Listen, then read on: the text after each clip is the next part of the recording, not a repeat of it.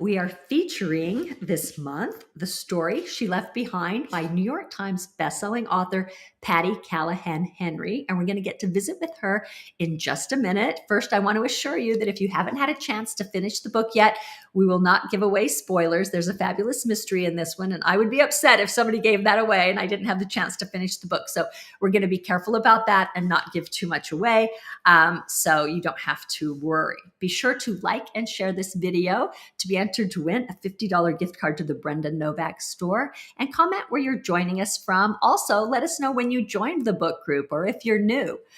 For those of you who aren't aware how the book group runs, we feature a new read every month, and then we speak about it with the author at the end of the month. It's always the last Thursday at the same time, 5 p.m. Pacific time, 8 p.m. Eastern.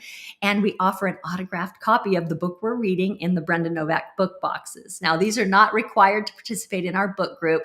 They are just something that's extra fun that we try and provide. You can get a subscription just by going on my website, brendanovak.com. There's a store tab right there. You can sign up for an annual subscription, a monthly subscription, or you can buy them as separate boxes as a gift for yourself, for your birthday, Christmas, for someone else, whatever you'd like. So it's just a fun way to support publishing and the small businesses, many of them female-owned, that we try and feature with the other cute reader-related stuff that Alexa puts in these boxes. It's always so exciting to me to see what she has planned, and we go over and try and find things together. And whenever I'm out shopping, I send her pictures. She knows when I'm out and about because I send her a flood of photographs of all these cool things, like, what about a box about Utah, since I just went there? And so we do all that kind of stuff. And this, I'm wearing it tonight because I wanted to show you the cute t-shirt that's going into April's Brenda Novak book box. And it says, all you need is books. It's a play on the Beatles song, of course, all you need is love. And we paid extra to get this special extra soft cotton. And I just love the feel of it. I've already washed mine just so I could tell you whether or not it shrinks, and it barely shrunk, hardly at all. And we went with unisex sizing, which is a little larger than your typical women's sizing, but we did that because we could get the wide range of sizes that we wanted to offer, everything from small to a 5X. So if you are a subscriber, of course, we need to get your size. So there's a link in the comments below. Make sure you go on that link and give us your size so that we can ship your box, or you can always email store@brendanovak.com.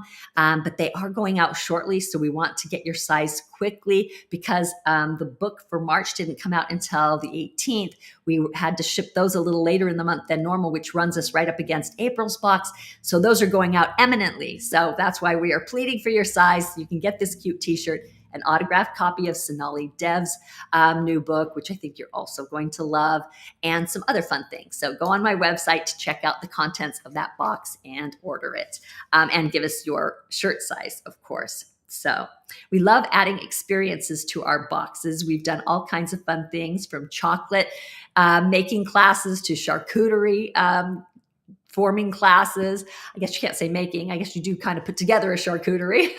But last month we did a Galentine's party for our 8th anniversary box, which was Valentine's themed.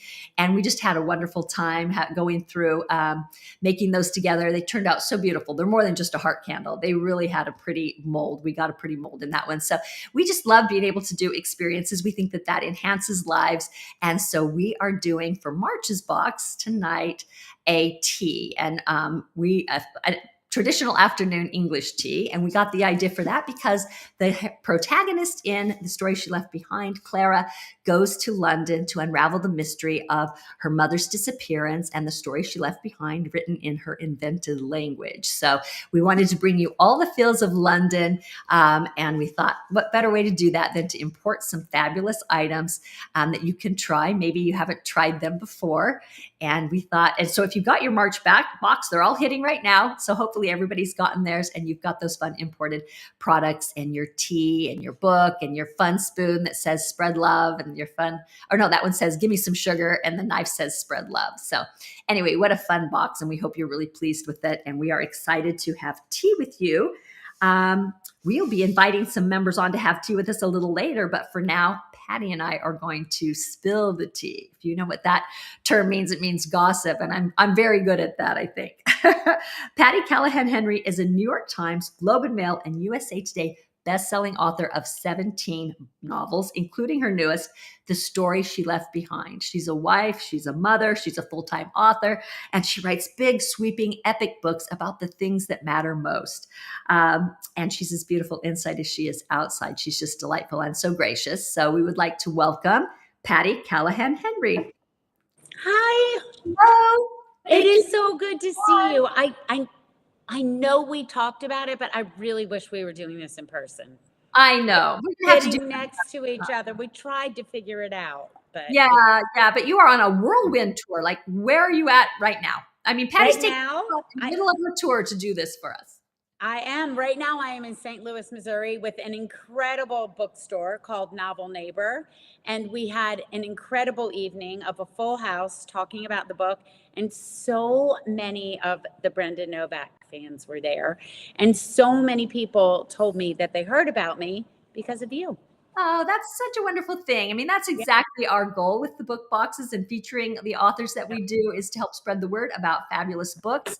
And everybody's been loving your book, by the way. They haven't all had a chance to finish it since the boxes just went out, but the ones that have already started it are just engrossed. So they are going to Well, I mean, it's hot off the press, so it's brand new.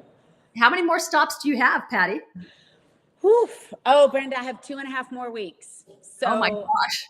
I know. So I think I have halfway done the stops themselves. Like now I have some off days in between, but I finish on April 12th. Oh my gosh. And are you coming out west at all? I am. I will be at Romans in Pasadena, and I will be down in Long Beach, saying bye to the bookseller. And I will be in Long Beach, California for a festival called Women in Words or something like that. But yes, I will be on the West Coast. I wish I was going to be closer to you. No, that's what I was hoping. I was hoping you were going to say San Francisco or something, which is I know. Well, Long Beach is, I guess it's still not very close. Pasadena's not. It's about 8 hours from us. Yeah, no. Look, California is very long. Yeah, it is. And actually, Northern California kind of feels like a different state than Southern California. So, and they often differentiate if you're from Northern California versus Southern California, which is kind of funny. But anyway, well, we're super glad that you took the time. And are you sipping on some tea like I am? I am. And because it's late and I've been traveling, we've got some sweet sleep tea. Oh, nice. Well, I have the breakfast tea that went into our March box. That's what I'm sipping on. Alexa whipped me up some of that. She also got me some of the digestives. I don't know if very many people in the group take time to read the brochure that goes in our boxes, but they always give a little bit of history and why we chose certain items. And I thought it was so interesting to read the history of these and that they thought they were healthier than a cookie. Isn't that hilarious? And they call it a digestive. I know. I just am fascinated by how you are able over and over to find these creative things to put in these boxes. Like, I wish I would have loved, we're the same age, but I would have loved to have been your kid growing up. I bet your Christmas presents were so creative. Like, you're always thinking. I always go over the top on Christmas. I do admit that. Alexa, it's just a testament to her creativity, not mine, because she's now done hundreds of items after 8 years, and each box has been unique and different. And we haven't repeated items, not the exact same thing, I don't think ever. So, I mean, we've had a couple different T-shirts, a couple different book bags, so there'll be some differences there, but a lot of different things going on. So, do you add milk or sugar to your tea, or do you like it straight? I like it with a little cream and no sugar. Oh, okay. Well, I just am drinking mine straight tonight, but I like everything a little better with a little bit of milk in it. I think that's how I do my coffee, with some oat milk, and I really like it that way. But tonight it's good just the way it is. So for those watching, put in the comments what you're sipping on, and we will give away. You'll get a chance for one of our traditional tea boxes. A long time ago, Patti, what we did was we did a traditional tea box where we actually included vintage teacups, and we had to hunt everywhere in Sacramento. Oh my God, that's amazing. Hundreds and hundreds. And I had this gigantic dining room table, and they were all laid out on it. And we had to wash everyone and dry them and bubble wrap them. And it was quite a feat. We always get ourselves in over. Oh my gosh, I love that. Whenever I'm in a vintage shop, and I have some with like little shamrocks on them. And I feel like the only time I ever get to use them is with my grandkids, right? And they're so sweet. Yeah, you need to have like some girlfriends over and have a tea party when you I'll finish and do you're that ready. when I get off the road. There you go. There you go. So put in the comments below if you're watching this, what you take with your tea or what you're drinking. It doesn't even have to be tea, it could be coffee or whatever. And you'll be entered to win this vintage tea box that we did back in, just like the ones we did back in 2017. So thank you so much for being willing to sign all those books, Patti. I know it's hard because there's only 10 hardcovers that come in a box. So that's opening all those boxes, setting them out, signing them, putting them all back in. I mean, I've done it many times myself, so I know that it's a labor of love. So thank you so much for taking the time to I do that. taught my husband how to flap. You know, I made that video for you, but I taught him how to flap, and I took a picture, and it was hilarious. I was honored to sign every single one of them. So, Oh, good. Well, what a good guy that he was there to support you and that he was willing to learn how to flap for you. flap a couple books. Yes. Well, we saved our last March box to give away here at the meeting. We always do that. We put up a post asking people to RSVP for the party and to ask you a question or our guest author a question. And then we randomly choose a winner. And so I get to announce the winner of our last March box right now. And that winner is Sadie Sund. So congratulations, Sadie. We will get you your March box. But first, we need you to go on to my website to the giveaway claim form and give us your address and everything so that we can get that off to you. It's the only way that we have to get all the things we give away out to people. So we ask that all of our winners do that. But we will post all the winners from this book group. And so you will see it again. It's not just right now. And then you'll see the link there. So Patti, why don't you tell everyone how you got your start in writing? We'll start there. Oh my goodness. So I think I was always a writer. I was just afraid to say that I was. So it felt like saying, when did you first admit it, Brenda? When did you first say, I want to be a writer? You know what? I have a different story. I did not want to be a writer my whole life. I didn't know I wanted to be a writer. No, I didn't do it till my first book came out when I was 40. Wow. Wow. Okay. So what changed? What is the moment? Can you say the moment you wanted to do it? Well, I caught my daycare provider drugging my children with cough syrup and Tylenol to get them to sleep all day. And so I quit my job to stay home with them. And I always thought I'd do business, or just support my husband because I had grown up in a household that taught me that was my role.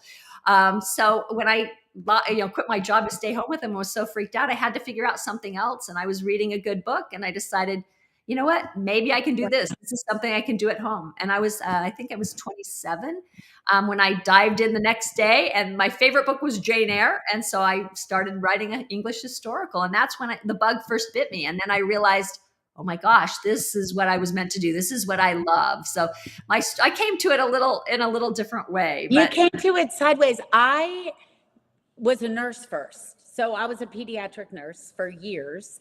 And then when I had 3 kids at home and I was home with them, I thought, I just want to write one book. I just want to see if I can do it. I want to see if I can do the thing that sustained me all my life, which was. So you were a big reader. Oh, huge reader. I used to get in trouble for reading.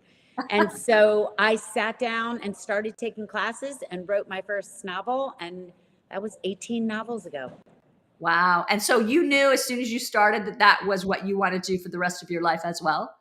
Just like you, Brenda, the minute I was doing it, I was like, this is what I was meant to. I will do this even if I never get published. And so that's when you know. What books in your childhood that you read kind of gave you your love of reading? Like what informed your worldview? What helped shape you as a reader and a writer? So probably the same as you, Little House on the Prairie. But the book that probably shaped me the most, and I wrote a book about it, which is The Lion, the Witch, and the Wardrobe. So that book was printed so indelibly in my imagination. The fact that someone could create an actual fantasy world that most of the world knows about, that to me was magic. And so that probably has shaped not only my reading, but my writing for all of my life. So how long did it take you to write your first book? I sat down to start writing my first book when I had a 6-year-old, a 5-year-old, and a newborn. And I used to write, I know, crazy. But it was my lifeline. And I bet you would say the same thing when they were little. Like, it was my thing. That was my thing. And I did it from 4:30 to 6:30 in the morning. And I wrote just like that until they went to school. And I felt like it was like a life raft Yeah. during those days. You didn't So that write was, off what genre you wanted to write, and you stuck with one story, one idea, and you wrote it till the end. yes, I did. Wow, that's And then that the first book I wrote is not the first book I published. Is the first book you wrote the first book that got published? yeah, it is. But I mean, I worked with it and worked with it. To me, it was kind Okay. of a sculpture that, I just kept forming and forming because words are malleable, right? Just because you put Yes. them on the page doesn't mean they have to stay that way. You can edit them, you can Thank shape. God. Yeah, right. Right. That's what gave me the license to even do it. I thought it doesn't matter if it's bad, I can fix it. And so Of Noble Birth sold to HarperCollins. But I mean, it was a process of 5 years of, teaching myself the craft and Yeah. reshaping that book into something that was publishable. Yes. And that mine was 5 years. 5 years from the day I said I was going to do it till my first book came out. Oh my gosh, that's exactly the same. Same. Yep. Yeah, yeah, My that's so. first book came out in 2004. And were your family just ecstatic? I think they were confused. I think that well, my kids were too young to really, they've never known me to be anything but a writer. But I think my husband was like, "Wait, aren't you a nurse?" My family, my parents, because I was very quiet about it. I don't know about you, but I didn't tell anybody I was doing it. I was very quiet about it. Yeah, yeah. Well, I don't think that a lot of people give you credibility until you actually get published, because you Right. run into so many people who say, "I'm going to write a book," and they never finish it or never pursue publication or whatever. And so I think that people are just kind of like, "Yeah, yeah," until it actually happens. I Sometimes, mean, that's such a nice little hobby. right? Wouldn't you Exactly. rather play tennis? Yeah. So when did you quit your nursing job? When did you feel comfortable? Like, okay, now I found my new thing. I'm letting go of nursing. Well, I had pretty much already gone down to super part-time because I had 3 kids at home. Uh-huh. So I was like I was the substitute school nurse. I would work at the church camp, but I had quit full-time nursing already to be home with my 3 kids. So Oh, wonderful. Okay. Well, have you ever thought of writing like a medical thriller? I always wished I I had know medical knowledge, because I thought, oh, that kind of gives you an edge and you can come up with some interesting plot points other people may not think of. people used to always ask me that. You remember Robin Cook? Remember that writer, Robin Yes, Cook? yes, He wrote those absolutely. big medical Medical thrillers. thrillers. Yeah. I'd And never he was once a thought about. Yeah, doctor. I've never thought about writing it. I did write an Audible short story about Florence Nightingale, but that's as close as I've ever come. Oh, okay. Gotcha. Well, what is your day to day like now? Do you get up and write every day? I can't imagine you're still getting up at 4:30 in the morning. I mean, hats off to you if you are. I'm not doing that. Brenda, are you kidding? I'm getting up at 4:30 tomorrow morning to catch a plane to Oh my Ohio. But no, but the habit I kept is that I still keep my morning hours sacred. Um, I God. Okay. try to not schedule anything till at least noon, whether it's a Zoom or a phone call or an appointment. I really try to keep my morning hours for the creative process. And it doesn't always work, and I'm on the road right now, so I'm not. But yes, that is my habit, and it has been for over 30 years. And I'm not, I don't write late at night. I feel like I do lots of other work late at night, but my creative process is sacred in the mornings. And I feel like I have trained my muse, if there's such a thing, that this time belongs to us. It's me and you, whether it's a bad day at the typing board or whether it's a good day. This is our time, and I'm honoring you by showing up if you'll honor me by showing up. So, do you have a specific time? That's Well, I sadly have. I mean, I get up and go to work like Yes. a regular job every day, and I'm there for 8 hours. I've let my bad habits creep Yep. in, where I'm, switching back and forth on the internet, and I'm handling things Lexi and I are doing with the boxes or whatever. And so I haven't preserved like an uninterrupted gap. And I think it's training my mind not to concentrate as deeply as I used to could, because I used to get so much done in Yep. those brief times. I mean, wrote raising 5 kids. And so it was very short snatches of time where I had to concentrate very deeply and get something done. And now I feel like I take I so much know. longer to accomplish the same. Really admire the fact Oh, that you listen, are it preserving that. doesn't So you always get work. A ding of a thing comes in, or I remember an email I have to send, or there's a really great book about it, Brenda, called Deep Work by Cal Newton, I think, but it's called Deep Work. And it talks about how email and text and all of that has completely changed how deep we get into our work, right? That we can get as Yeah. much work done, but it's this way instead of this way. And so I try Yeah. really hard to like turn it off, put it over, but then I think of something, so I send a quick email. So I'm trying to get better at it. Yeah. Yeah, I do that too. So I think I'm going to take a page out of your book and try and do at least like a At least 2 hour try. It'll still be there like waiting 9 for to us, 11. Brenda, right? Like the email will Yeah. still be waiting. It's not going to go anywhere. Yeah. It's that sense of urgency, right? Like, So would you say you put in like 40 hours a week, or are you done at noon and you go enjoy your oh God, husband, or no, I'm how working does that 8, work? 9, 10 hour days between friends and fiction, Okay.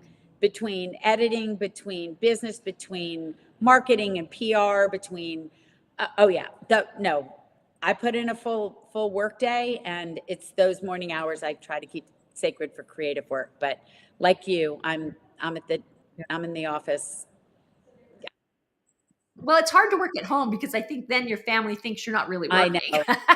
right? Like you interrupt because you're there, you're available, and why not do it? Why not? Yeah, Why not like come and you're the say one hi that or meets whatever it is? the repairman. You're the one. I know. Yes.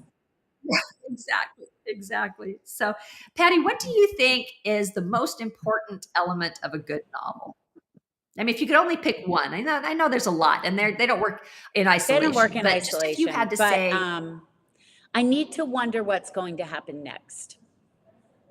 I need to wonder that. good, okay, so, Yep.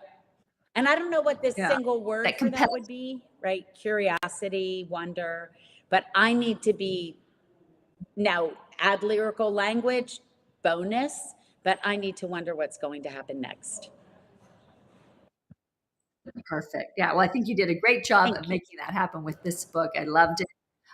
So you definitely got that nailed. So who is your biggest advocate, and how did you meet him or Oh her? my gosh, what a great question. Who is my biggest advocate? I mean, I would say, have to say my family as a whole, right? My daughter, my sons, Right. my husband, they would be the ones to, if they couldn't support me, I wouldn't be able to do it, right? I mean, it's hard enough to have this Yeah. career. And, when I finally got to meet you in person, you had both your husband and your daughter with you, right? And so With Lex carrying I you will never upstairs. forget it. I will never forget it. So she Funny. was carrying you up the stairs, and your husband was in the Airstream getting the books ready and unpacking the boxes. Now my kids and my husband aren't doing that, but and then honestly, it's the friends and fiction ladies, Mary Kay and Kristen and Christy and Meg.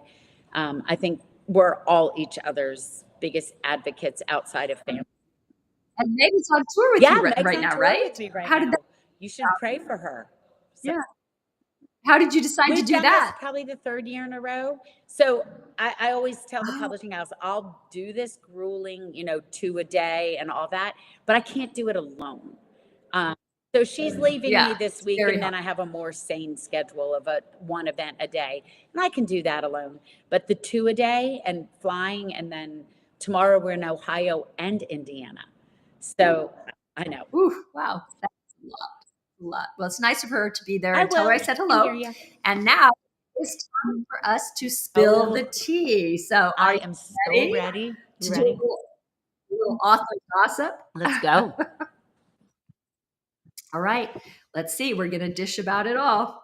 All right. So, tell us about a cover you hate. So I have a book that means so much to me. It is called The Favorite Daughter, and it has a terrible cover, and I hate the cover. And I fought and I fought, and they've never changed it. It has two girls in a river splashing, and it has nothing to do with the story, and I still hate it. So Oh my gosh. Because two girls in a river splashing sounds kind of nice, but if it doesn't it's connect with about the a story editorial, about a father who has Alzheimer's and a daughter who learns a family secret. And I just, yeah, oh, I'm just spilling the tea. Don't, hey, all yeah. you Brenda Novak listeners, don't tell anyone. Don't tell anybody. Yeah, don't get us in Don't tell trouble. anyone. We're giving Yeah. these things away. Don't get us in trouble. Well, on mine, I would have to say Dear Maggie. It Why? was an Why do early you book hate that it? it it just was such an early book. And they gave me this kind of bland beige person sitting at a desk. Like, I mean, it looked so Now boring. I have to go look it up. But I was that I didn't even dare fight. So I said, thank you. But every time I look at that book, I'm thinking it's a miracle anybody picked this book up because it does not look interesting. I hear you. There was no romance. There wasn't any hint of that. It was, and I'm like, really, like just a plain beige. I mean, there wasn't even enough color differentiation. So anyway, back then they also had a different style. So it's easy to look back at the really old ones old and book. kind That of poke book's fun. probably 10 years old, I think. Oh, that's probably more than that. Okay. 24 years Mine's old, only 23 like 10. years. Yeah. So, yeah, it's definitely old. Okay, so what cover did you have to fight to improve? So the cover I fought the hardest for was Surviving Savannah. Mhm. It had, for anybody who's read it, it is about a lost to time shipwreck and the survivor, and it's a dual timeline, modern day and 1838. And the original cover had a woman in a canoe. It was supposed to be a life raft, but it was a canoe. And she had like long dark hair and a swaddled baby. And it was so bad. And I fought so hard to get it changed. And they kept trying to fix it with like a steamship sinking in the background and then take away the baby and then add a big wave. And they kept trying and trying. And finally, the only way I got it changed, Brenda, is I had a bookseller in Savannah call the sales rep and say, you have to change this cover. That's how hard I fought to change that cover. Nice move. Very smart. Because I have learned that when they say this isn't the final, we're going to improve it in this, it never changes much. Sometimes not enough, it actually right? just gets worse and worse and worse. True. That is true. I had one for the bookstore on the beach that it was just a picture of a window looking out on a beach. But this book was set where the beach would not look volcanic at all. Like this looked like you were looking out a window in Hawaii, and I'm like, yeah, no, this would have like grasses and a flat beach and it wouldn't have this volcanic rocky, And so we went around and around on that for a while. And fortunately, they did change it. Okay. They changed it dramatically. And the new cover really sold well. They loved it. It's probably my best-selling book. And so it was vastly improved. And so I was very grateful that they were willing to listen. And I think in the end, they were even happy because I think they liked it better. So the story she left behind, I love the cover. I mean, I love it.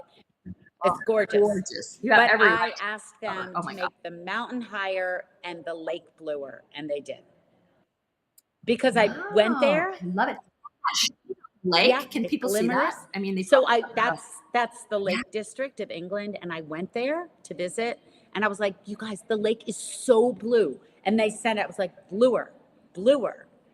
So it's a glacial lake, so it's really a deep blue. Well, they gave you a gorgeous cover. I mean, you must love this cover. Is this your favorite cover? Oh, that's a really good question.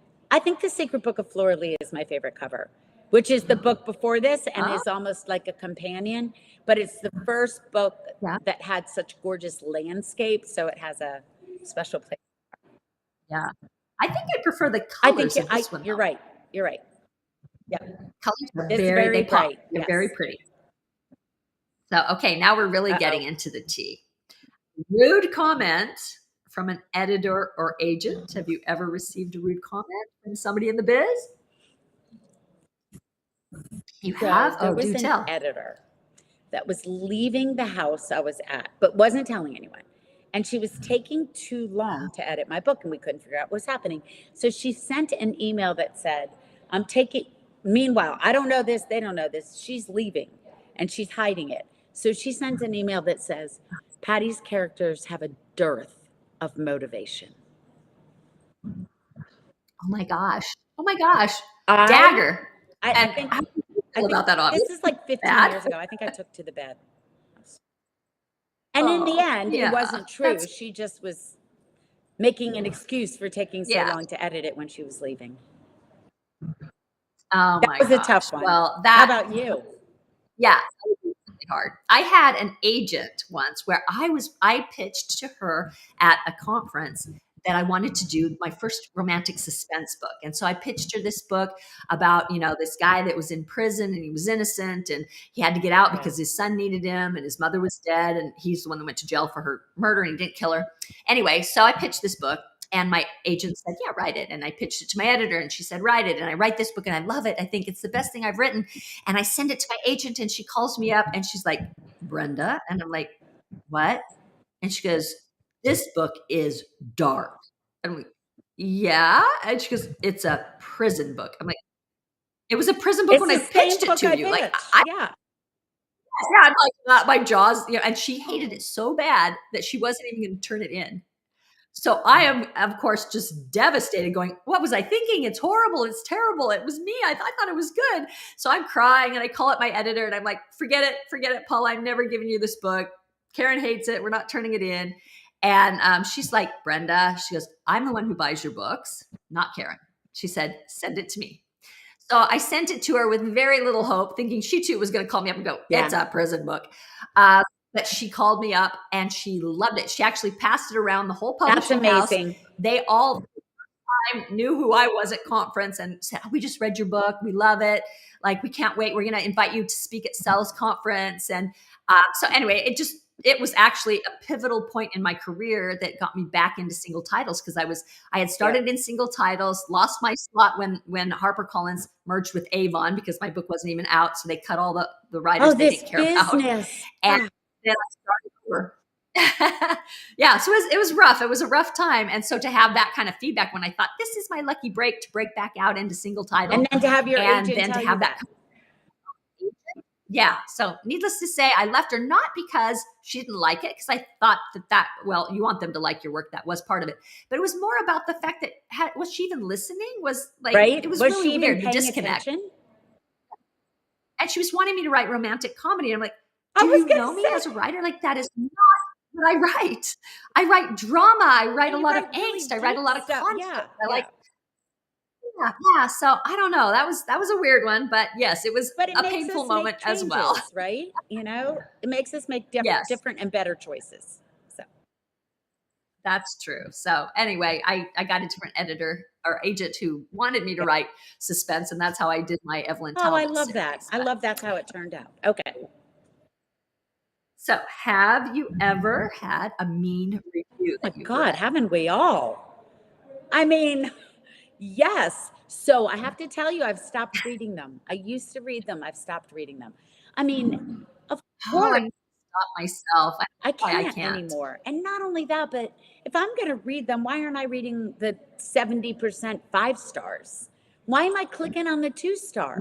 Like, why do we even do that? That's all that matters to you in a way. Once you see that bad one, it's like worth 50 of the 5 stars just because you think they're the ones who got it right. It's that imposter syndrome, like, and you're thinking, that person saw the truth. Of course they didn't. Nobody's going to like everything, but I have stopped reading them. But of course, I mean, I have 18 novels. I have tons of bad reviews, and they're easy to find. Well, the biggest secret is everybody does. And whenever I get one that really wounds me, I go out and look at my favorite authors, and they all have them too. And I'm thinking, wow, how could anybody not like that book that I felt was life-changing? And so it does teach you that not every book is for every person. And as you go along, you can get a little thicker skin. But I'll never forget the first mean review I got is when my first book came out. And you're just watching them so carefully because you're just looking for that positive feedback, like, did I do good? Did you like it? Is it going? And then I got a terrible review. And I'll never forget Ted coming home going, what's wrong? And I'm just like wounded, like I couldn't get off the bed because this review had hurt me so terribly. And so I thought it's kind of funny when I look back at it now. I think now I can take them much more in stride. Yeah. So I still read them. I don't know why I can't stop myself. I think you're right. I need to be more like you. I've just decided it's not worth the anguish. So. I think you're right. And I think I'll probably follow your pattern on that. Okay. So your worst moment at a writer convention, book tour, or signing? When somebody has come up to me at a signing and told me how much they love a book I didn't write. Oh, it's never happened, huh?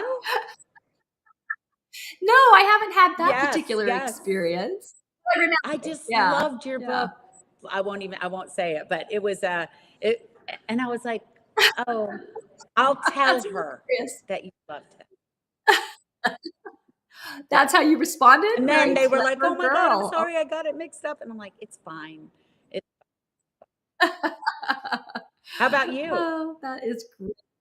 Well, I had a signing. I was so excited. My publisher was putting this Yeah. book I told you about that Kim, my agent, hated, and that they ended up turning into a single title, and it spun me back off into writing single titles. And so they wanted to put me on tour for this. They were very excited about it. It was set in Arizona, so it's back in the day where they Yeah, really yeah, rolled yeah. out the red carpet, like they'd and you'd have a media person escort you, The and they good would old days.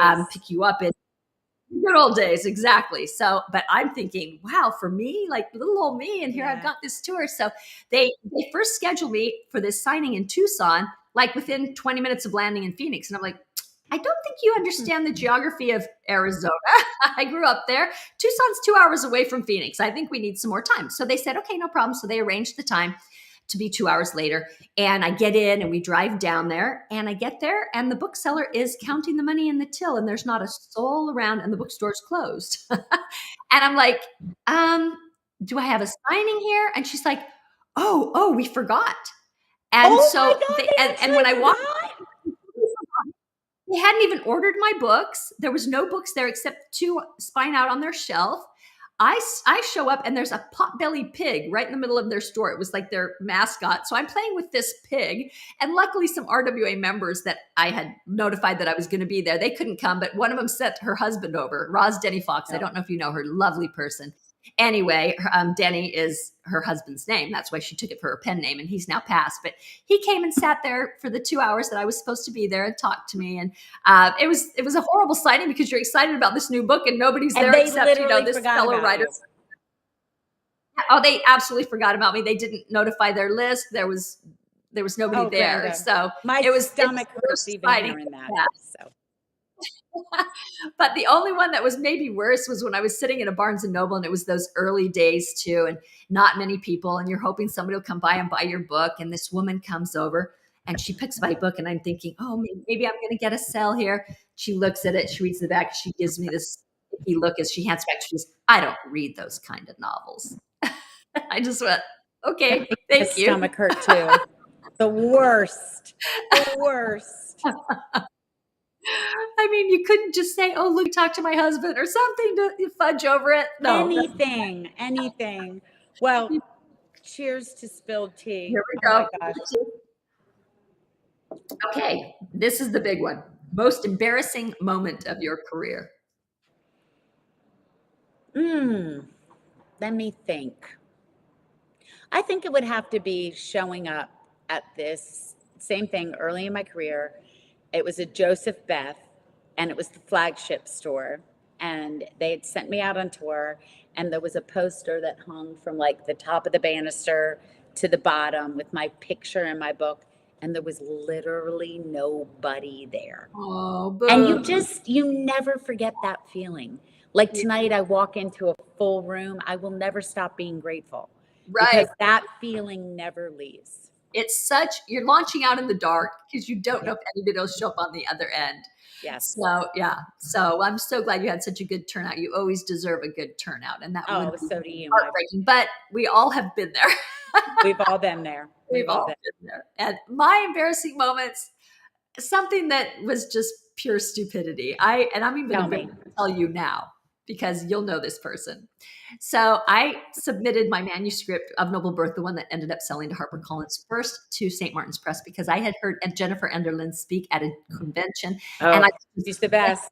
I was obsessed with her. So I was so excited to submit to her, and I had just finaled in the Golden Heart, which was a contest for those of you who don't know for unpublished authors.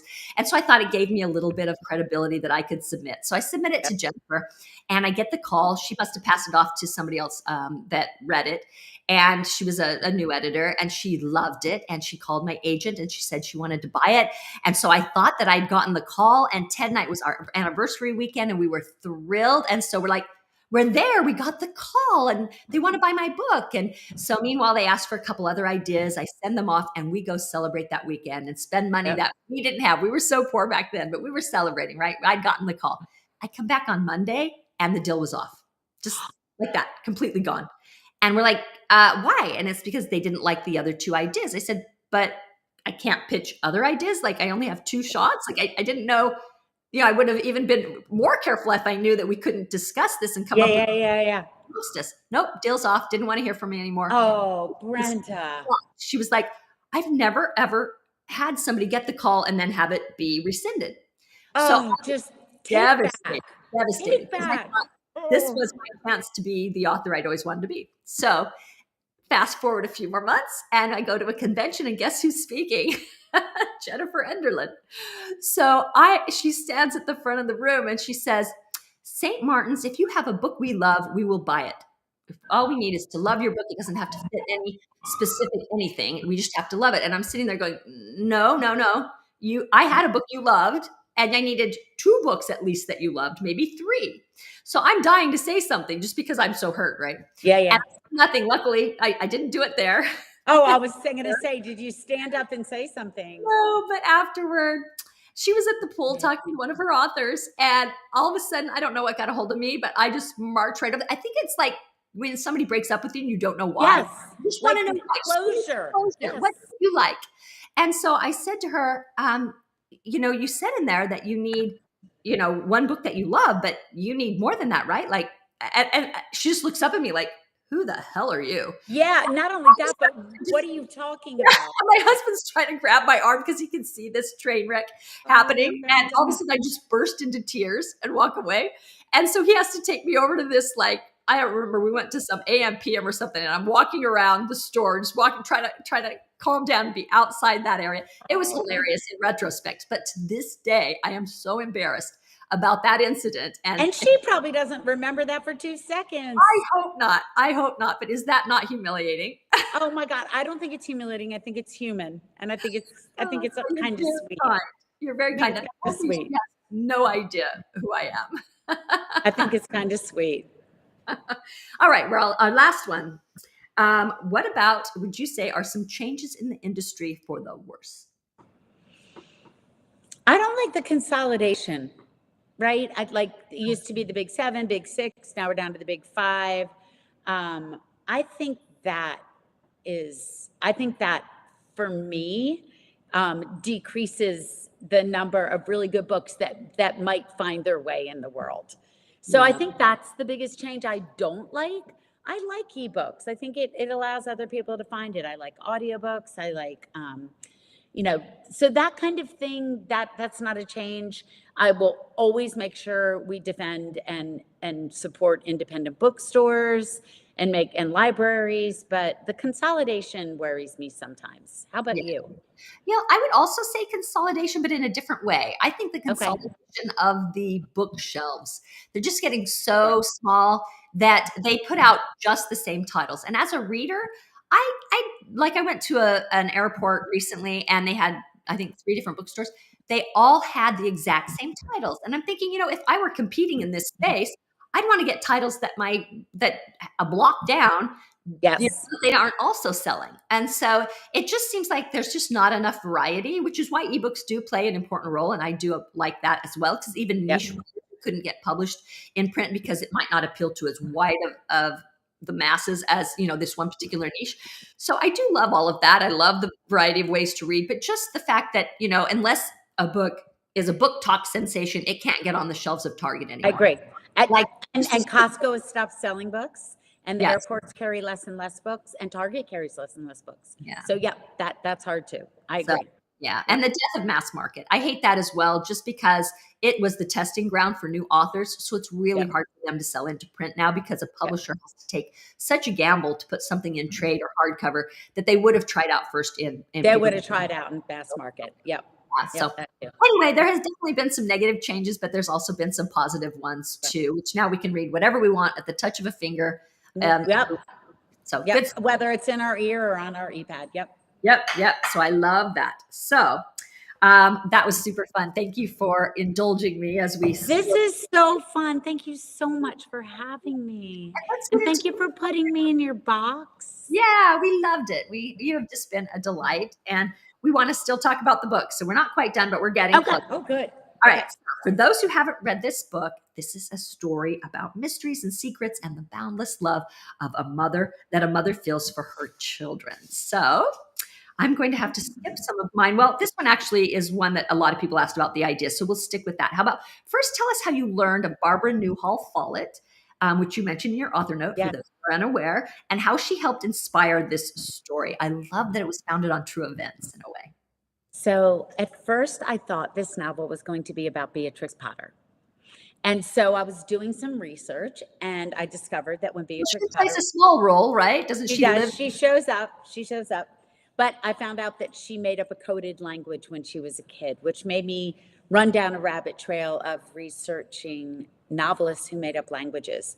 And I found a child prodigy cold case literary mystery of a woman named Barbara Newhall Follett who wrote her first novel that was published when she was 12 years old, and that Wow. she also created an entire language. And then she disappeared, vanished, no body, no clues. And I just was fascinated by this child prodigy who wrote a children's fantasy novel and created a language and disappeared. And so she was the inspiration behind my character, Bronwyn. Was that just a chill bump moment where you're like, there's my idea? 100%. I got the thing down the back of my neck, down my arms. And I always say that I ignore my own curiosity at my own creative peril. So I knew when I found out about her that I would either write about her or write something inspired by her, which is what I did. And it's, yeah, such a great idea. And I love Thank the way you. you were able to bring it to life. Thank So, you. what made you think of the Great Slog? I'd previously never heard of it, but I think it made for a great plot device as well as an interesting historical element. So, when I first learned about the Great Smog of 1952, for those of you who don't know, it is the greatest natural disaster in England. It is when a weather pattern trapped all the coal smoke and industrial smoke and pollution in the city of London, killed thousands of people. And my characters, Bronwyn and Winnie, show up during the Great Smog. And Winnie has asthma. So it is a life or death situation. And people are dying all around them. And I first learned about it when I wrote a novel I have called Becoming Mrs. Lewis, which is about C.S. Lewis's wife. And she left the city that weekend to go visit him because it happened in December of 1952 when she first arrived. And I just fell down the rabbit hole of research about it. Then I saw it again in The Crown. If you watched the TV show The Crown, there's an Yeah. episode about the Great Smog. And so I knew that my characters would get caught in this. And like you said, without spoilers, it is a literary device that takes them to the Lake District as they try to solve the mystery of what happened to Clara's mother. Yeah. Well, I had never heard of that happening. I don't know how I missed that, but I'm familiar with the way it works with the inversion layer and all that. They have that in the Salt Lake Valley where I was born. Oh, really? I They have the sometimes talk inversion about the weather pattern that did it. And I'm like, I'm layer. going to stop using fancy words like anti-cyclone weather pattern, but it just wraps everything in there and it Yeah. killed thousands and thousands of people. Wow, and it spurred a lot of, you know, laws and things to clean up the air. So in a way, that was the good that came out of it. But how The sad! first Clean Air Act in England was because of the Great Smog. Wow, wow. And I'm assuming they don't have trouble with that anymore. I haven't heard anything about that. No, not since then. I mean, I'm sure they get really thick smog, but Yeah. this was actually deadly poisonous, full of sulfur. Yep. Wow, that's amazing. So was it difficult to come up with the code language? I know sometimes in my books, when I refer to articles on the internet or newspaper, or whatever, Yeah. I have to change voices and write that myself. And sometimes it's hard to, reach that high expectation of my imagination. Was Yeah. it like, you're like, oh, now I got to make up my own language? Was that difficult? No, it really wasn't because I only made up a few words. I think I made up 5 or 6. Actually, I made up more words than show up in the novel. I had to take some out. I actually enjoyed that. I thought it was fun. But like you, I think it's harder to make up like newspaper stories or letters or excerpts from books. There's an excerpt from a book in this novel about Bronwyn, and that was hard because I was writing as a biographer, but the words I made up were fun. Yeah, well, good. They worked well. And so I loved the child prodigy aspect as well. I have a friend, Tara Taylor Quinn, who had a daughter that was going to ASU at 13. I remember her having to write on campus to attend with her daughter. So have you ever known a real child prodigy? I haven't, but it's the second child prodigy I've written about because Joy Davidman, C.S. Lewis's wife, was also a child prodigy. She could read when she was 3 years old. She could play Chopin by ear. She won the Yale Younger Poets Award. She graduated from graduate school at 15, 16 years old. So it's the second child prodigy I've written about, but I've never met one. Yeah, it's the same with this girl. Her name was Rachel. And Tara, the way she realized that she could read was she was laying on her bed, on her mother's bed, reading Little Women when she was 3. It's amazing. And like, I have a 3-year-old granddaughter. I don't even know what she's saying half the time. No, and I know she's smart, but to be reading by 3, you are built completely differently. It's fascinating. Taught, right? I mean, she just started reading this. They almost teach themselves. It's fascinating. Yeah. So very, very cool. So Michelle Newton, we know how you got the idea for the story now, but she said she wants to know how long you had this idea before you wrote the book. Oh, the minute I learned about Barbara, I started writing. Like literally, because I had spent some time researching Beatrix. I actually thought it was going to be about her. And the minute I found out about Barbara, I was off and running. Now, for a little while, I was writing about her as a real woman, and then I decided to fictionalize her. But I did not. This isn't one of those ideas I had bubbling in the back of my mind for a while. This was the minute I heard about it, I was writing about it. Wow. And how long did it take you to finish the book? It took me a while because I spent about a year writing the novel from her point of view and then decided to fictionalize it. I know how fast you write, Brenda, and I'm so envious of it. But this one took me a couple of years. Oh, wow. Wow. Yeah, no, I'm slowing down. I'm definitely getting on that same train. So it's kind of nice to only do, 1 or 2 books a year. So, you're amazing. I don't know how you do it. I'm definitely enjoying not having the tremendous pressure that I was under before. Yes. And we know Diane Clark wanted to know if you had any input on the beautiful book cover, but we know you did. I did. I made the lake bluer and the mountain higher. Yep. And Donna Dawson said, how did you come up with an invented language? I asked if it was hard, but how did you go about it? So I kind of smashed up a little bit of Latin, because I took Latin in high school, with a little bit of Barbara Newhall Follett's real language, because she created an entire linguistic system, and a little bit of Gaelic. And I kind of smashed all of that together. Nice. My best friend. The definitions were a play on Barbara's words, but the words were mine because I didn't want to use her words. I wanted to make them up. Awesome. Well, I was telling you that my best friend and I, when we were 13, we made up a language, but we can only speak it. Like, I would hate to try and write these words because the way we created our language made each word so drawn out. It would be hard to write. But it's funny because I've tried teaching it to my children and they're like, yeah, no, we're not doing that. Stop, Mom. But that's amazing that you did that. That shows your creative brilliance right there. They say children who have imaginary friends and made up languages are very imaginative and smart. Well, it was trendy at the time. It's when Pig Latin was all the rage, so we Nikki Hitchner asked, did you integrate any real life experiences into this book? I did. My trip to the Lake District. So my trip to the Lake District is everywhere in this novel. Everywhere that you read about in the novel, I went. From the bed you sleep in, from the house you stay in, to Beatrix Potter's cottage, to the hiking trails I took. So everywhere you read about is something I did in the Lake District. Oh, yeah. I went to Italy for Alexa's wedding, and I just finished a book about Italy, so I know exactly. Oh, you used all of it, didn't you? Yeah, I used all of it. If we can't use those experiences, yeah, it makes the book richer, I think, because what it feels like, smells like, tastes like, the ground, the water, all of it. You can write with so much more authority when you've been there, I feel like. So that definitely makes it in there. So Risa Baker said, since it's a tea party, what is Patty's favorite tea? English breakfast. Oh, what I'm drinking. Perfect. Yes. And in your box. Yay. Yes. It's my favorite. That one, I right? have a whole bunch of it in my tea drawer. And Denise Amo wants to know, what do you do to relax? We have heard all about your work now. What do you do for fun? Hike Ah, and walk. okay. Do you go out with your husband or children or just on your own? Oh gosh, I will, I do it alone a lot. Walking and hiking are the kind of thing that clear my mind. Uh-huh. And so it's something that I like to get out alone and do. Now, of course, I like going with my husband, but hiking and walking to me are mine.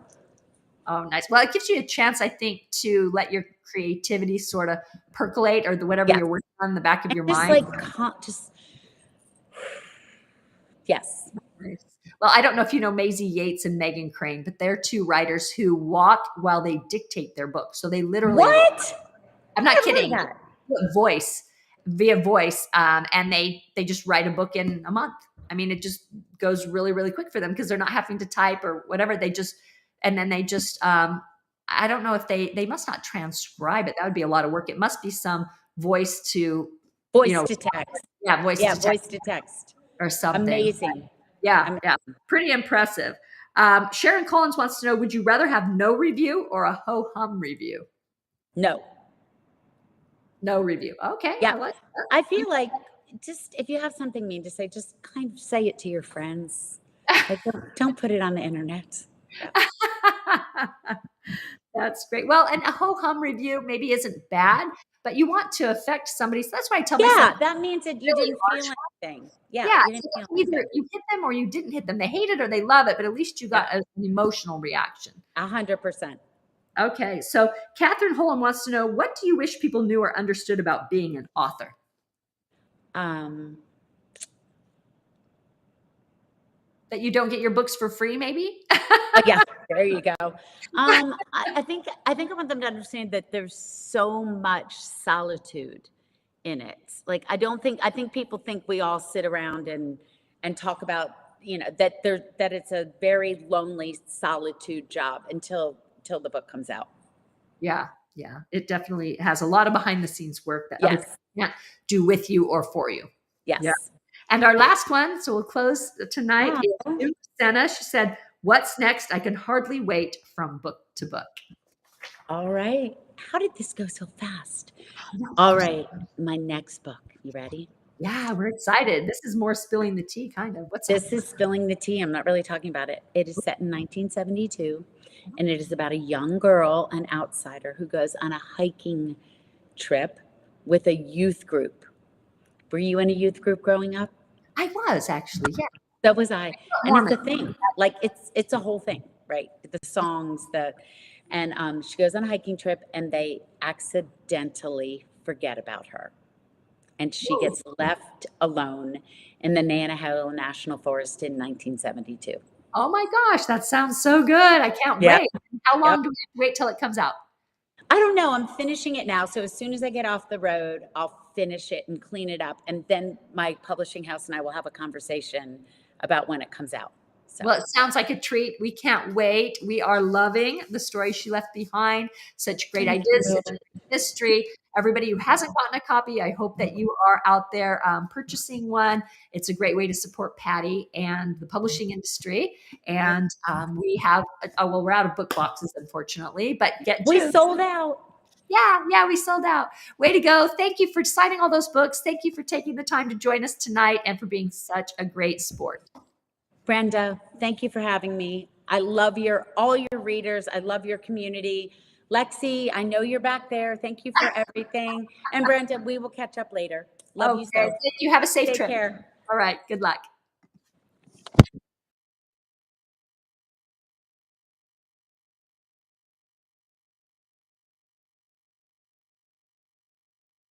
Crazy busy schedule. We had to pre-record that section of tonight's event, but we were lucky that she was able to make time for us. I don't know if you could tell, but she was actually at a bookstore at the end of her event when we were interviewing her. And I think the bookstore was waiting to close. So it was late on the East Coast. She had to get in bed, get up early, as she said in the interview, and take off. So we're really grateful that we had that time with her. She did great on spilling the tea. I love that she was open to being very candid and sharing some of her experiences in publishing that a lot of people typically don't talk about. So yeah, I loved hearing you two together. That was really, really neat to hear Lexi all the tea behind the scenes, as she knew. Lexi knows that, or everybody knows that where I am, she's close behind, making sure everything works out nicely. So who do we have here? We get to give away some $10 gift cards to the Brenda Novak store for live viewers.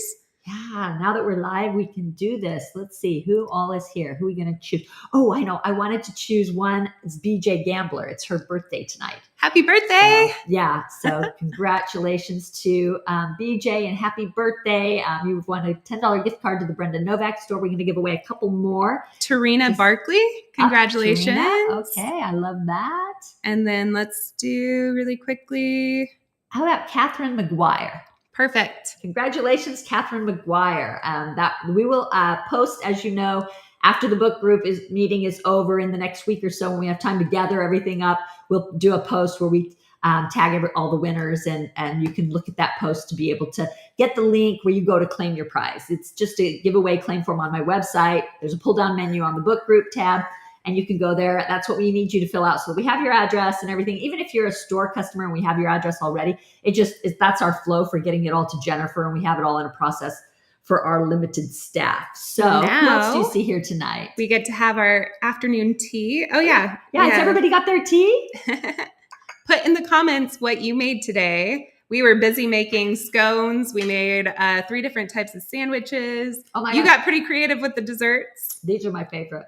I love these. I don't know. I wasn't expecting much. I don't think you named something digestive if you want people to like it. I thought that was going to confuse a lot of people. Yeah. When Alexa put this and said that, we're going to put these in the box, and I was kind of skeptical. So I'm like, digestive? I had tried them before, so I knew that they were really, really good. So. Yeah. They're like one of my favorite cookies now, and they soak up the liquid really good if you dunk them. Mm-hmm. So let me show you. We made our tea today. Don't drop it.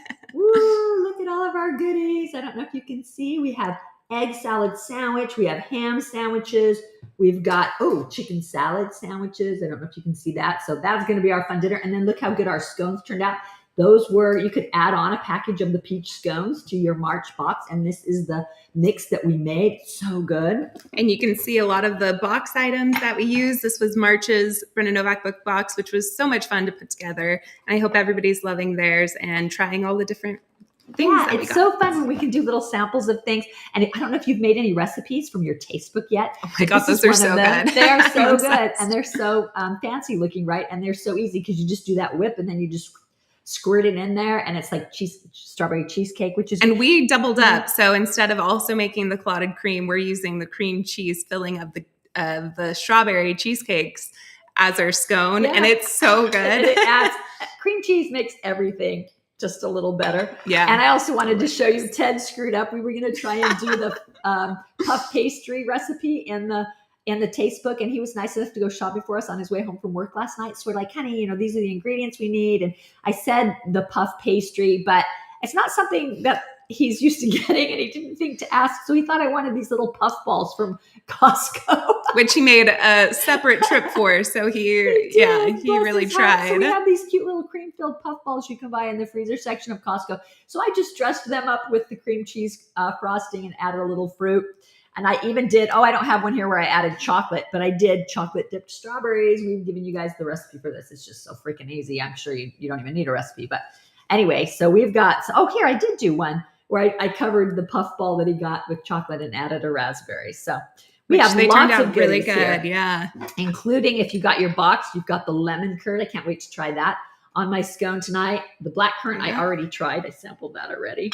We have our scones ready. Yeah, and the cute knife. Isn't this cute? Spread love. Are you guys just loving this box? I guess this has cream all over it, but it also says give me some sugar. And it's just the right size for your little... and then there's a debate whether you put the cream on first or the jam. And I'm more of a cream person first because I like more of the cream. And then the jam is like a little top. We like the real fattening stuff. Which is the cream. So anyway, we have, and we showed you our teapot already. We love it so much. Lexa found this at a thrift store, and she had to rush out right away to get everything to be able to picture. Well, when we did our Mother's Day box where we included a vintage teapot or teacup, I had given away all of mine that I had found. So I was scrambling the day of needing to get these pictures for the taste book. Luckily, I went to a really great antique store and was able to get all of it in time. So I've been trying to find some for her. Teacups have gotten so expensive. They want like $25 or $30 for old teacup, and some of them are cute, really pretty, but some of them are not. And They're I'm like, so expensive. this one should be cheaper. It's not that cute. So I'm going to try the lemon curd on this one, which is really good. Ooh. So I wanted to tell you while you guys eat your tea, while Alexa gets her Cute tea. little jars. We actually, people have been asking me if I'm going to go on tour for the Summer That Changed Everything, which comes out on June 3rd. And we have kind of waffled back and forth because I'm developing some land in Moab that's just taking a lot of time, a lot of trips back and forth to Utah, which Moab's not an easy place to get to. I don't think from anywhere. It's worth the trip. It's one of my favorite places in the world, but it's not easy. She always threatens that she's going to move there. So if I didn't have grandkids here, well, and kids. I'm glad we know where we fall in that. I moved back to Sacramento. I don't think I could live very long without being close to Lex. As you guys know, all my kids are just so wonderful to have them around. But yeah, so we finally decided to pull the trigger, and Lexa has worked her butt off trying to line up this tour. So it's not going to be huge long, but it's going to be like 10 days, which will definitely be daunting and enough. Moving fast. Yeah, definitely moving fast. Going from stop to stop, and we're hoping that you will be there to meet me. I would love to see those who have come to past signings again. It's always fun to get to know each other a little better each time. And I hope to meet new people too who've joined the group. And maybe we can get those who haven't joined the group to join us so that we can have an even bigger and better group. Although that's going to be hard to do because we have a great group already.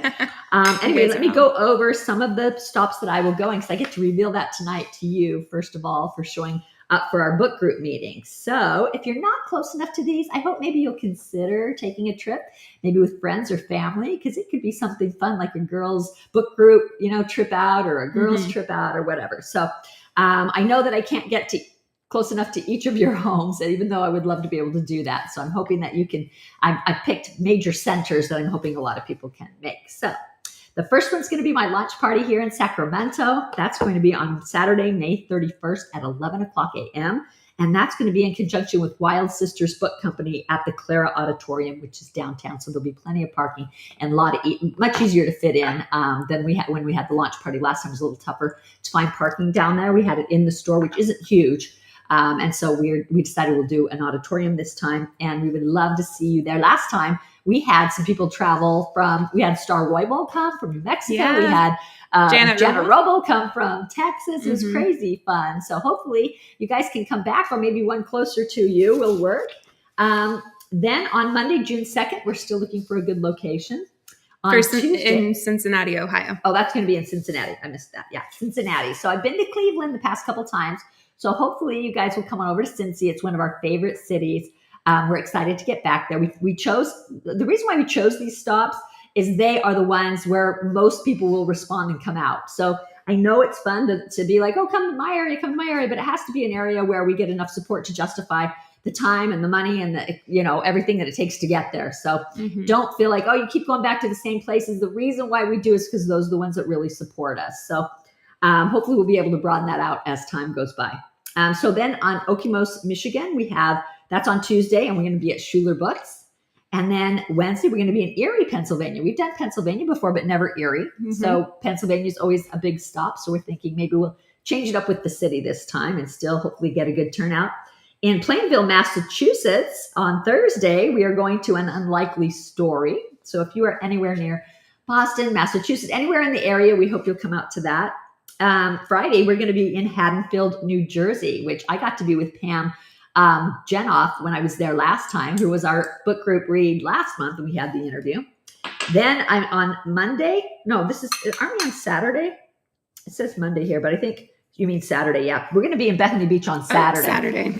Yeah. Lexi printed this out real quick for me, but I want to make sure I get that right. It's Bethany Beach is on Saturday, September 16th. Nope. June 7th. June 7th. Whoops. Yep. I said September without realizing. I copied your last tour and was just filling in, and that was my downfall. Okay. Bethany Beach. It's going to be Saturday, June 7th at 7:30 p.m.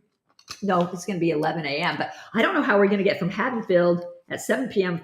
Friday night to Bethany Beach in Delaware. It's only 3 hours. Oh, it's only 3 hours. Okay, so you did check that. Good. Okay, then we're going back to Nora Roberts Bookstore, which Such is a fun store. Yeah, we love going there. They all of treat these us are great. But yeah, they're all wonderful. Yeah, this is Turn the Page. It's going to be in Boonesboro, and it's going to be on Tuesday, June 10th. And then we did something different that's really exciting. We decided that for our last stop, we would let you guys choose it. So we're going to take a vote and see where we should go for our last stop, which will be Wednesday, June 11th. So we're going to put a poll in the book group. We've actually done this once before in Cincinnati, Ohio. That was the first time we had one. And so that's the first time we had ever been to Cincinnati and ended up loving it that we kept going back. So I'm excited to see where we're going. We didn't expect Cincinnati to be awesome, and it was. Like, you guys, if you haven't been to Cincinnati, you guys got to come. This would be a great stop for you. So anyway, so when we get the poll up, POLL, the poll up, vote so that we can establish our last stop on the tour. So, and I wanted to mention, you were wearing a size small in the shirt on Tuesday. I'm wearing a size large. So just get your sizes to us if you can.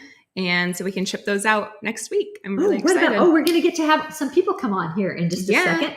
I was just going to tell you real quickly that we recently had a new contest going where you could win a $25 gift card to the Brenda Novak store.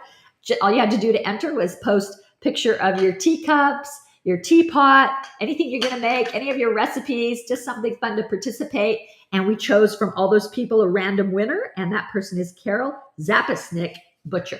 Congratulations, Carol, and thank you for participating in your post. And thank you to everybody else who always supports us by posting and liking other people's posts and interacting. It was really fun, this contest, seeing everybody's teacups and, the sentimental reasons why they had it or their stories was really, really fun. I feel like these experiences help draw us closer and make our book group meetings more real and more of an event. So thanks for playing along and having fun with us.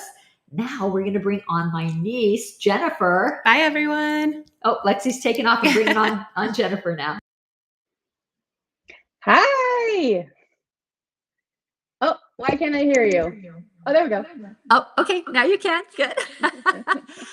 Jennifer is Ted's sister's oldest daughter. And the weird thing is we did not rope her into the job of packing to begin with. She's going to tell us. We thought it was time you meet her. First of all, that's why we're bringing her on, because she's worked with us. How long now, Jennifer? 3 years in February. This last February, it's been 3 years. Oh, crazy how fast it goes, huh? Lex, come back with your computer. I don't think I have a mic. I can hear you. I turned yours on. Oh, okay. Because I can't hear Jennifer. Sorry. That's what's wrong. There you go. Oh, okay. Jennifer, try again. Yeah, so there you are. Okay, there perfect. Okay, Lex took off with her computer for a minute, and it had your voice with it going that way. I was like, wait a second. So anyway, it's been 3 years already, which is just crazy to think about. That went so fast. It has gone by fast, and we're already almost halfway through the year already, a quarter away. It's crazy. Right. So tell them how you got into packing and how this whole thing came about, because we were not the person that no, definitely not. So in 2007, I got a part-time job in the evening because I was trying to get out of debt. I was single still, and I was working at a costume warehouse. We sold costumes over the internet. And so I was just starting part-time. I already had a full-time job during the day. And within a week, they offered me a full-time position. I became their warehouse manager very quickly. And I worked for them for 15 years, packing up costumes. Wow. I didn't realize it was that long for that job either. Yeah. I ended up being there for 17 years. So I went from managing 2 to 3 people to sometimes 250 employees during our Halloween season. And so it was very stressful, a lot of work, but it was a lot of fun because I loved the warehouse feel and all the logistics behind it and how to keep things moving and keep employees going and whatnot. Well, you guys have never met a harder worker than Jennifer. Like when she digs into something, she's tenacious. She just will not quit, and she just busts it out. So when she left that place to pack for us out of your home now, right? Your big garage. So originally I started out, I rented some storage units. I had 2, sometimes 3 storage units at a time. And then I've been in this house now for almost a year, and I have an oversized 4-car garage out in the back.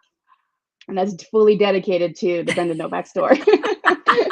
And I've seen her pack out of that. I've helped her pack out of that you have. Shed. I've had a few family members. Right? I mean, the way you had to move everything around because it was such a tight fit.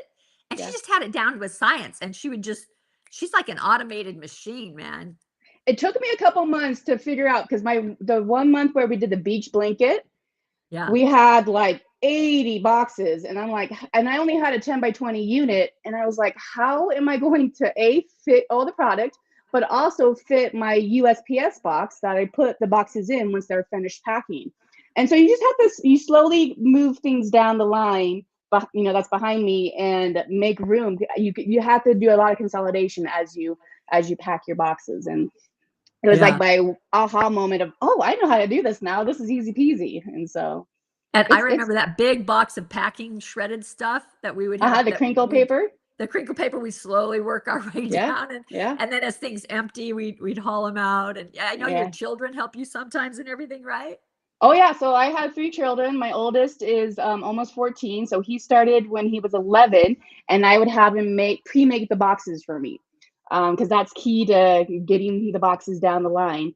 And so when he started 3 years ago, it took him an hour to do about 100 boxes, and he just reached his personal best of 300 boxes in 1 hour. Wow, that's outrageous, because I've made those. I mean, we packed out of our house before you started helping us, and that is the hardest part, I feel like, of the whole process, because you can cut yourself on that cardboard really easy. Yeah. And if they haven't cut I have just cuts all perfectly, the time. Yeah. and if they didn't stamp them just perfectly, you can't get it to go together right, and it gets really or you frustrating. can't pull it out nicely. Right. So, and also they take so much room once you build them. So that's why you can't build them in advance. Like, you have to have them flat till you want to pack. And then you have stacks and stacks, and we used to try and carry them in from one room to the other when we were packing in my house. And I had these I can't boxes imagine doing it that way. Yeah. Yeah, my house was torn apart for a while. So to say I'm grateful to have you is an understatement. It's been great to have your support. And Jennifer, you do this mostly by yourself with just you and your kids, right? Mainly myself, yeah. And then I only have the kids do little sections here and there. Like, I have my son pre-make the boxes for me. I just recently enlisted my 8-year-old daughter. When we're stickering the books, my son will flip over the box for me. I sticker, and then my daughter puts the books back in the box. Oh, that's great. So we can sticker 1,000 books in about an hour and 20 minutes. That's amazing. Oh my gosh. You have just turned it into such a process. And so you can get, from start to finish, you can get 1,000 Brenda Novak book boxes out in what, 3 days? And you're the only one packing? Yep, about 2.5, 3 days. It depends on how many items we have in that box and how difficult it becomes. The more it takes, it takes a little bit longer, but if I can takes a long time. Go ahead. No, I was just gonna say, it takes a long time to print out the labels too, right? That's its own process. Yeah, there's so many different levels to it. So you're pre-making the boxes, there's some kitting projects going on. You got to have those items ready just for kitting, so you can just have one pick. Batching the labels is a process, and then printing the labels, and then the packing, which is the hardest part. And taping it all and making sure, especially when we do add-ons, to making sure you get the right thing in each box is those really those are we call those the special boxes, because they just add a lot of time. So, but once I have my foundation down, because I've done already 700, 800, 900 boxes, because we only usually have about 100, 150 special boxes, I already know exactly what's going in there. So it's very easy to add. Now I know what I need to add, because I've already have the original box plus their add-ons. Awesome. Well, thank you so much for letting everybody get to know you and a little bit about what you do. It's not as easy as it looks. When you're thinking of shipping one box, it's not a big deal. But when you're doing 1,000 of it, it's a tremendous amount of work, and you make it look easy. And you also are so good about helping people out in the group. So I'm glad that I'm happy to be here. You have the most amazing customers. They're so generous. I've always been touched, even from before I was packing your boxes, just how generous and how caring all your fans are. And the fact that you guys have a box grant program is just truly amazing, and it's a testament to not only you and Lex, but just how generous people can be and how caring we all are. And we've been blown away by that. That was not even our idea. We never even, that was not our idea. Somebody came to us and said, is there a way we could donate? And Lexi and we never dreamed people would be willing to do something like this, as nice as they are. And so we were just shocked and humbled by the fact that somebody else had thought of this, and that everybody made it such a priority to share the love. So Yeah. that's what the book group's about, is sharing the love of books and each other. And so I really am grateful to these people who have supported that program and supported you and us. I mean, we're all women running, I'm running a writing business. Lexi's running a box business. You're running a packing business. And so they're keeping 3 people working when they support us with their purchases. So we are very grateful to everyone. So Yes, thank you so much for doing your best to make it so special for everybody. Thank you. I'm happy to be here. So awesome. All right. Well, we'll get to hear from you again, I'm sure. I hope. Okay, sounds good. Hope we'll be able to drag you back on. She's kind of shy like Lex, you guys. You wouldn't know it. But, yeah. Anybody who But likes you make to do, it easy. behind the scenes things where you're working really hard I kind of am that way too. I'm They good tend at to shy that. away from the spotlight. Yeah. So Yeah. all right. Well, you have a good night. Okay, Thanks so much, thanks. Jennifer. Enjoy. And now we get to meet a couple of book group members before we sign off tonight. I know it's getting late, but we're having so much with our tea, so much fun that I don't want it to end. But we'll have a couple more people on tonight, and then we'll call it a night. First up, we are going to have Lisa Bear. Lisa, hi. Hi there. How are you? Good. And I'm thrilled to hear you're coming to Erie. That's where I live. So that's No wonderful. way. Yeah. Oh my gosh, are you going to be there? Oh, we will. Yes. Oh, that's wonderful. Look at all your cute teapots and stuff. That's only a small part of them, but I was trying to decorate a little bit to look like that. So it looks great. Is that an antique hutch you have back there? That's actually my great grandmother's old pump organ. So I'm trying to get rid of this. The light's changing, so I'm trying to move that. Sorry. Yeah. Wow, that's a cool hutch too. Yeah. How long have you been in the group, Lisa? Oh, been in the group for a few years, but I actually just started doing the book club part, reading the books this year, because I wanted to get out of my comfort zone and try some new books. So that's why I decided to do that. So well, we're grateful you have. So have you read January and February already? Yep, I read those, and then I've almost finished this one. Because what I did is I got the Kindle book too, so I could go ahead and start that. And then my box came yesterday, so I got the book up there. Wonderful. But I actually got the signed one for my daughter's birthday because her birthday was just 2 days ago, so figured she could have that. And so. Happy birthday to her. Thanks. Yeah. But no, I've been enjoying the book. It's a lot of fun. So good. Did you catch the interview tonight that we did with? Yes, yeah. Yes, she's I did. Delightful, isn't she? Oh, she was. It was very interesting. And a lot of the questions I had thought you asked her. So that was perfect because then, we got a lot of the answers in that. But no, I've really been enjoying the book. So I think I'm at 85% done. So I'm almost there. Nice. Well, I can't wait till it's my turn in June. It's coming up. Yes. I always get excited for that. Yeah. And I ordered that box too. So I'll get that book. So. Wonderful. Well, thank you. We appreciate it. Yeah. No, it's been a lot of fun. So good. We're appreciate really grateful. Yeah, we're really grateful for you being in the group and supporting us and supporting the other people in the group as well. And I love all your tea stuff. So thank you for letting us get to know you a little bit. Thank you. Yes, it's been fun. A lot of my tea things I had gotten from my mom, and so they're away in the curio cabinets and that. So this gave me a chance to get them all out, and it's like I was having fun taking pictures of everything. So great. Well, before you go, tell us what your favorite genre is. What do you love to read the most? Probably mostly rom-com. Okay. Yeah. Awesome. Yeah. I would love to get Lucy's score next year. Yeah, hopefully. That would be nice. Wouldn't that be fun? Yeah, she's kind of the queen of rom-com right now. We did have Abby Jimenez. Well, we didn't have her in the group, but I did a signing with her on my last tour, which was really fun. So it would be fun to get her in the group too. Sometime. Oh, that would be. Yeah. So that would be nice. Yeah. But this has been fun because I'm getting out of my comfort, trying some different books and that. And I love all yours. I just finished your I'm drawing a blank. I even wrote my question down on paper because I knew I'd forget what I wanted to say. But the last book you just wrote, I just finished reading that and I loved it. Oh, was it Tourist Season or the Banned Books Club? The Banned Books Club. Yes. I just finished that here about a month ago and really enjoyed it. So wonderful. Yeah, you said you wrote down a question for me. What's the question? As in Patty's book, she had mentioned Beatrice Potter quite a bit. So I was wondering when you were a child, if there was a favorite author or a book that kind of influenced you becoming an author, or even you're just writing, you're writing in that? Absolutely. Absolutely. You know what hit me the hardest was I thought I didn't like to read. And but they were doing Jane and Spot and the dog and all that. And I just thought it was so boring. And then they took us to the school library and I found where the classics were. And this was by, I think, third grade. And we had to read one book a week to get a good grade. And I was definitely after a good grade. So I was forcing myself to read, but I found the classics, and then I fell in love, like The Secret Garden.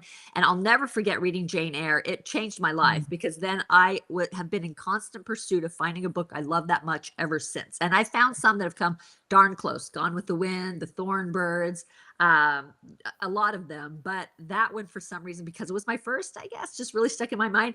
And then when I decided to become a writer, I wanted to write an English historical because, of course, then I was setting out to write, something sort of like Jane Eyre, which is why I don't know if you've read any of my historicals yet, but Through the Smoke has that sort of gothic, windswept moor type of feel to it. So I had fun researching and writing my 4 historicals. Yeah. Well, that's interesting. Yeah, that's good to know. So thank you. Yeah. You bet. Well, I can't wait to see you when I get to Erie. Oh, I am looking forward to it. Which day did you say? Erie was on, let me look, Wednesday, June 4th. Oh, and perfect. If you have a bookstore that you think would be good, let us know because we are currently looking for a stop for that one. Okay. There's a couple really cute independent shops I think would be nice. So Awesome. I'll send them to you. Yeah. Yeah, send them to me. I'd love to check it out. Okay. Yeah. All Sounds right. great. Thank you. Thanks for coming on. It's so nice Thank to get you. to know you. You too. Okay, All bye. righty. Bye-bye. And next up, we have Pam Rickard, I think. Is Pam here? There she is. Yay. Hi, Pam. Hi, Brenda. How are you? Good. You have come to see me before. I know that. Oh, yes. And you are coming to Haddonfield Yes. on June 6th, I think you said? Haddonfield is... Because I seen you there when you were on the book tour with the Yes. book. Haddonfield, June 6th at Inkwood Books. I might be able to do all 3, Haddonfield, Bethany Beach, and Boonesboro. That'd be awesome. I would love that. Oh my gosh, how fun. So what have you been up to lately? Have you been enjoying the book group reads we've had recently? Yes. I have trouble, I like Patty's, but I have trouble when they go back and then come forward. It's a little tougher for me, but I am enjoying the book. So our February read had a lot of that, where we were changing time periods and characters. I'm like halfway through that one, and then I jumped to Patty's as soon as I got it. But I was at Haddonfield on your book tour. I met Pam Jenoff, so that was kind of cool. So you were familiar with her already. Yeah, so I got to know her there, so that was kind of cool. Yeah. And you've been a book group member for quite some time, right? Yeah, I think it was you started in 2017, I think, right? Yes, it's been 8 years. So yeah, 2017. So I think it was October or November of that year that you started. And that's right after we started, because we started in August. Okay. And that was that's when Alexa came on and said, hey, let's start a book group. Glad I listened to her. I didn't know it would evolve into such a wonderful group of people, but it certainly has. Yeah. And I think I had met you the very first time in Barnes and Noble in Easton, Pennsylvania. Okay, that was the first one. When you started touring, so. Yeah, well, you're always great about coming out and making the effort. And I can't tell you how much I appreciate that. It's so fun to see you each time. Yeah, thank you. So I have a question. Do you plot your books, or are you an off the cuff? I am what's called a pantser, which is off the cuff. And you know why? It's because if I know, say I'm writing a suspense book, if I know the killer, I'm such a transparent, well, you could also call it a blabbermouth, I guess, but such a transparent person.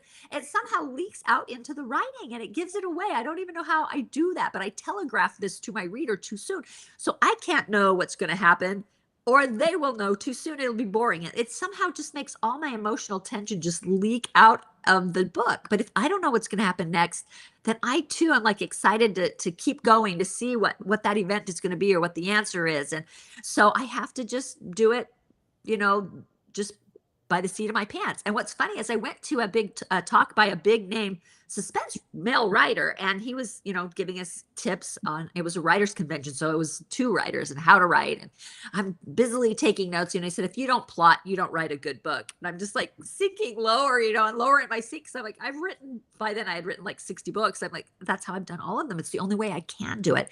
So then luckily somebody got a hold of me afterward and kind of shook me and said, you know what, you honor your own process. Like what works for you is what you stick with, and it's different for everybody. And so I since have released myself from the obligation of trying to do it someone else's way. And I just really, this way I enjoy writing. I don't know what's going to happen next. I let it grow out of the characters and out of what would naturally happen with those types of people facing that type of problem. And so it seems to work for me. And that's how I enjoy the process. Yeah, it's amazing to me that all the books that I read, you authors can just keep coming up with these stories, like, and they're all different. It's just amazing to me.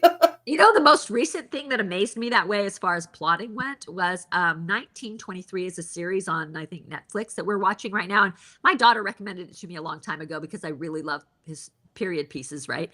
And there's not a lot of them out there, especially not a lot of really good ones. And this one was with Harrison Ford and Helen Mirren. And I mean, just so good. I just was so wrapped up. And some of the stuff they had happen in that book, especially with the son that's on safari, I was like shocked, going, who thought of this? Like, really, who thought of this? And so it was really fun for me to be pleasantly surprised. Like, as a writer, you kind of get to where you can almost guess where somebody's going before they get there, and it takes some of the fun out of it. But with this, it blew me away. So I don't know if you have seen that, but I definitely recommend it. Do you like romance better, or your historical, or you know what? There's romance in everything I write because ultimately that is my favorite part of any book. I absolutely love two people falling in love and being happy together for the rest of their lives. Like, to me, that is the magic of life, trying to find that special wholeness that you can get that way. I mean, there's a beauty to being single too, because then you don't have to compromise or whatever. So I think there's happiness in whatever type of life. You can find happiness in whatever type of life you're leading. Right. But in a book, I just think it's so, in the way what I like to read, I just love two people overcoming these problems to find their way to each other. So even though I love to add in suspense, or I love these historical elements, or I love all the other things that women's fiction, like some of my bigger trade books, I get to explore, themes of female friendship and mother-daughter relationships. And I love all those aspects of life too, especially as I get older. But I do really love at the central core, the falling in love forever kind of theme. Yeah, I think Silver Springs was probably my favorite. Really? Oh, I love that. So many people say Whiskey Creek. It's made me like, gosh, what happened to Silver Springs? But I love Silver Springs. I love Ayanna, or I think it's Ayanna is her name. I'm getting it wrong now. And her whole reason for starting that boys ranch, and how many people she's helped, and how those poor broken boys find happiness. And I just love that whole concept. So I thought that was one of my better series. So I'm glad to hear that.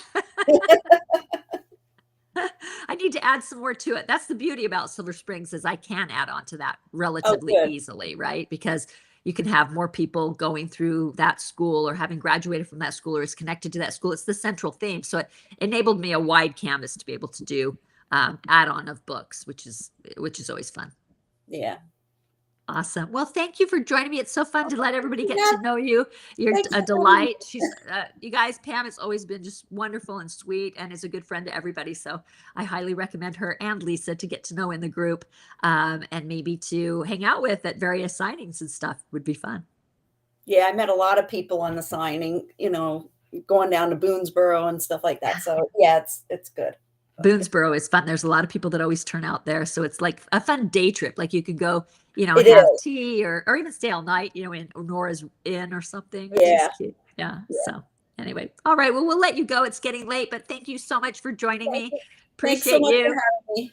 Can't wait to see you soon. Yep. All righty. Bye-bye. Bye-bye. And now, before we go, just a couple last things I want to make sure I fit in, and that is naming the top 10. These are the people that contribute the most to our book group as far as liking and commenting and sharing the post. That's what helps get them seen. So every time you make top 10, you are entered to win a year's subscription to the Brenda Novak book boxes, and we pick 4 winners, and they each get 3 of those boxes. So they share a 1-year subscription. And so this month's top 10 contributors are Janet Roble, Cheryl Little, Star Roybal, Nicole Duvall, Karen Chandler, Nancy Brady, Jen Miller, Marie Christensen, Bobby Foster, and Virgie Lane. So congrats to all of them, and thank you for helping the posts get out to other people so they can see them. Make sure you read and record our March read by May 1st. We're giving extra time since the book came out later in the month and you haven't had a chance to read it yet. We couldn't send the boxes out until it was released, so we apologize. That was not our fault, though. This time we had nothing to do with it. Last time we didn't either. The supply that we were supposed to get did not come in on time. They were 3 weeks late, so we had to wait for those. So anyway, remember to record it on my website. All you do is go to the book group page and there's a pull down menu and it says record your monthly giveaway. It's so easy. And that enters you in to win a $100 gift card to the Brendan Novak store. So do that by March 1st to be entered to win the monthly drawing of the $100 gift card. If you missed that, though, and you still read the book, that's great because you're still in the running for your pin. You don't have to read along with this monthly to earn your pin. You can, even if you get behind, you can catch up as long as you get them all done by January 15th, 2026. And then you can earn your challenge pin for 2020. Well, actually, you can earn your pins at any time, but that's to be entered into the grand prize the grand prize giveaway for an endorsement, or not an endorsement. I think I'm getting tired for a dedication in one of my books. So, and this Summer That Changed Everything will be out June 3rd. Again, I'm going on tour, so I hope to see you there. And our April read is Something About Mira by Sonali Dev. And our book group meetings are always the last Thursday of the month at 5 p.m. Pacific time, 8 p.m. Eastern. And I think that's it. I think it's a wrap, you guys.